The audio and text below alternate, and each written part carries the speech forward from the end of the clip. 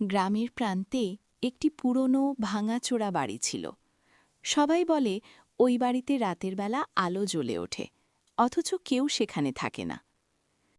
তুমি কি সত্যিই যাবে ওই বাড়িতে রাতের বেলা? হয়, আমি দেখব। হয়তো ভূত কিছু নেই, শুধু পুরনো বাতি আর ধুলো। রাত নামল, চাঁদ আকাশে ঝলমল করছে। ঋতু আর অর্ণব ধীরে ধীরে পুরনো বাড়ির দিকে এগোতে লাগল।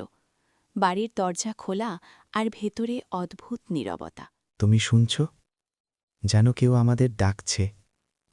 না, এটা শুধু বাতাস। পায়ের তলে ছাপ পড়ল, আর হঠাৎ এক ঘরের আলো জ্বলে উঠল। ঘরের ভেতর থেকে চুপচাপ ভেসে আসল একটা কোমল কণ্ঠ।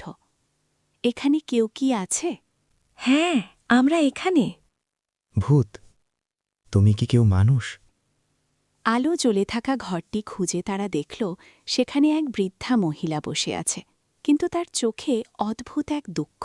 আমি একা, অনেক দিন ধরে। কেউ আসছে না। আমি শুধু চাই কারো সঙ্গে কথা বলার। আপনি আপনি কি ভূত? না, শুধু ধোঁয়া আর আলো আমাকে ভয় দেখায়। তুমি আসলে সাহসী। রাত পার হল। অর্ণব আর ঋতু বুঝল অনেক ভয়ঙ্কর গল্পের পেছনে সত্যিই মানুষের নিঃসঙ্গতা লুকিয়ে থাকে। সত্যি, ভূত শুধু কল্পনা, কিন্তু নিঃসঙ্গতা, ওটাই সত্যিকারের ভয়। গ্রামের প্রান্তের ওই পুরনো বাড়ি থেকে আলো নিভে গেল, কিন্তু অর্ণব আর ঋতুর মনে এক অদ্ভুত শান্তি এসে ঠেকল। ভয়কে বোঝার মাধ্যমে সাহসও বড় হয়।